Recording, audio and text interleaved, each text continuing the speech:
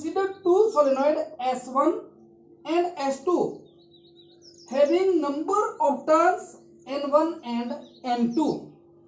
They are mutually coaxial with each other. वो दोनों इस तरह से एक दूसरे के बीच में हैं. Let R1 and R2 be the radius of the solenoids and N1 and N2 number of turns, and I1 and I2 be the current flowing in each solenoids. Therefore, now जो हमने अब डिस्कस करने जा रहे हैं, हमने क्या किया?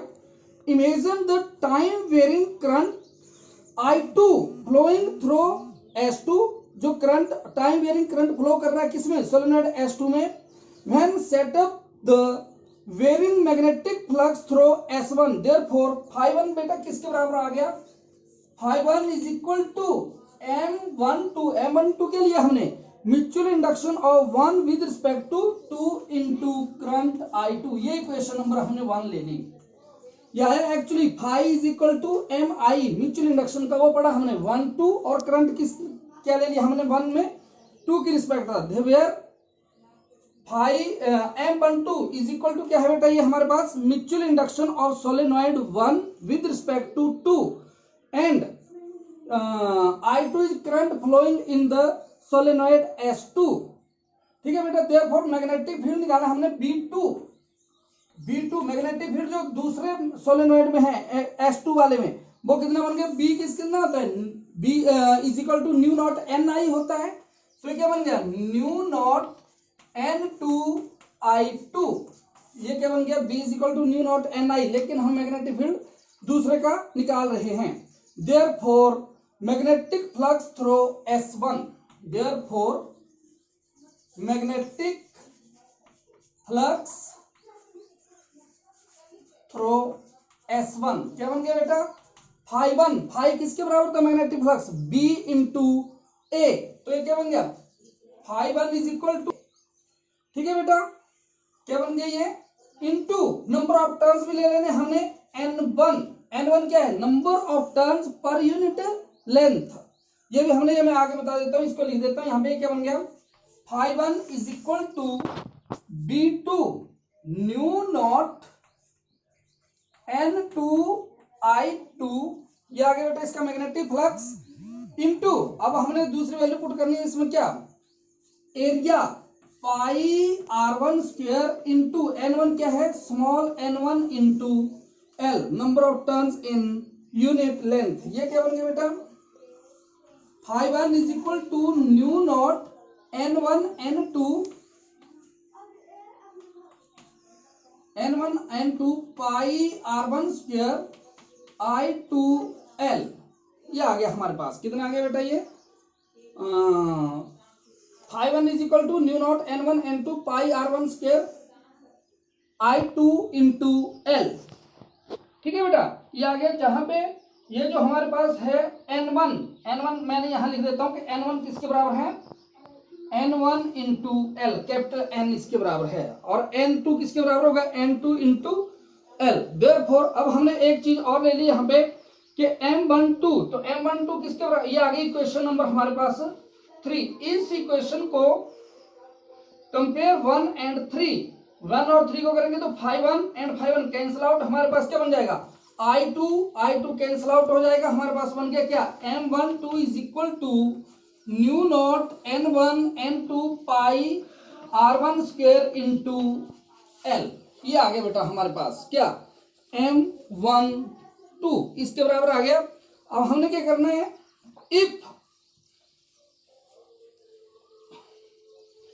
if magnetic of the relativity per unit length is किसके बराबर हो बेटा? इसकी मान लो मैग्नेटिक परमेबिलिटी किसके बराबर हो? न्यू आर की हो. तो ये क्या बन जाएगा? M12 is equal to mu naught mu r. ये क्या लग गया? Magnetic permeability of the material is equal to into N1 N2 πr1 square into L.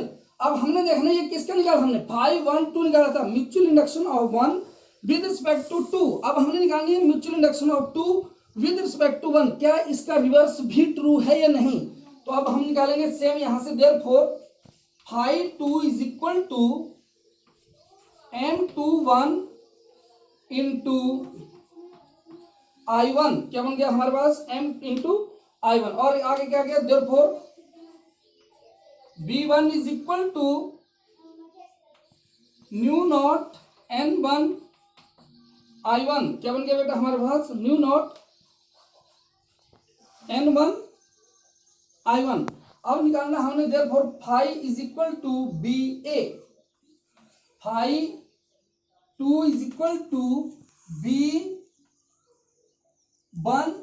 A1। ये बेटा एरिया हम हमेशा इनर सोलेनोइड का लेते हैं, बाहर का नहीं लेते हैं। बाहर का क्यों लेते हैं? Because there is no magnetic field outside the solenoid. तो दोनों जगह आपने क्या करना है, एरिया A1 ही लेना है। बाहर मैग्नेटिक फील्ड कितना हो जाता है, 0 हो जाता है। तो क्या बन गया हमारे पास ये बेटा phi 2 is equal to B1 mu naught N1 I1 pi R1 square into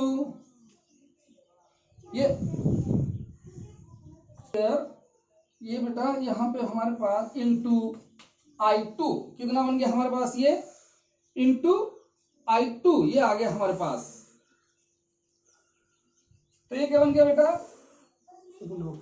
हमारे पास क्या phi is equal to A, but phi is equal to किसके बराबर बन जाएगा, phi is equal to B into A, इसके बराबर होता है। परंतु हमने क्या करना है यहाँ पे phi is equal to B, B1 into क्या लेना है हमने A1। तो B1 किसके बराबर है हमारे पास यहाँ पे B1 जो मैग्नेटिक फील्ड है 1 वो किसकी वजह से प्रोड्यूस होगा, जो उसके दूसरे सोलेनोइड के ऊपर लगता है। तो हमारे पास क्या बन गया B1 A1 इंटू N2 क्या है नंबर ऑफ टर्न्स दूसरे सोलेनोइड के। तो हमारे पास क्या बन गया mu naught N1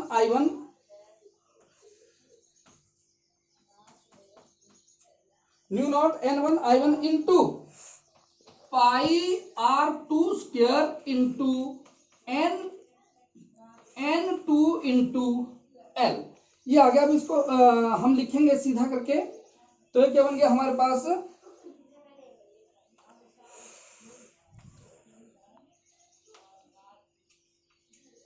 phi 2 is equal to, ठीक है बेटा क्या बन गया ये phi 2 is equal to mu naught N1 N2 pi R1 square I1 into L। अब क्या करिए इस इक्वेशन के साथ ये जो इक्वेशन आ गई थी आपकी 7 और ये आ गई इक्वेशन 8, इन दोनों को कंपेयर कर दो। कंपेयर कर दिया फाई 2 से फाई 2 I1 से I1 कट के क्या बन गया M21 is equal to mu naught N1 N2 pi R1 square into L। देखिए M12 और M21 दोनों एक बराबर आ गए। तो मैंने यहां पे लिख दिया क्या M12 is equal to M21 is equal to mu naught N1 N2 pi R1 square into L, इसके बराबर आ गया। अब हमें पता है क्या N1, ये देखो आपने ये लिखा था capital N1 is equal to small n1 into L। तो स्मॉल n1 किसके बराबर आ गया बेटा, small n1 is equal to capital N1 by L and N2 is equal to N2 by L। ये क्वेश्चन यहाँ पे पुट कर दीजिए। क्या बन गया M12 is equal to M21 is equal to, मैंने कैपिटल M के बराबर लिया हुआ, ये म्यूचुअल इंडक्शन है। M is equal to mu naught N1 N2 by L into L pi R1 square into L से L कैंसिल, क्या बन गया M is equal to mu naught N1 N2 pi R square area के बराबर upon L। इस बार ये आ गया आपकी इंडक्शन। ये ध्यान रहे कि हमने दोनों केस में एरिया A1 ही लिया पाई R1 स्क्वायर, जब हम M12 निकाल रहे थे और जब M21 निकाल रहे थे। क्यों लिया, because the magnetic field outside the solenoid is always 0। क्या हो जाता है वो सोलेनोइड के बाहर कितना हो जाता है, 0 हो जाता है। इस करके हम ये लेते हैं।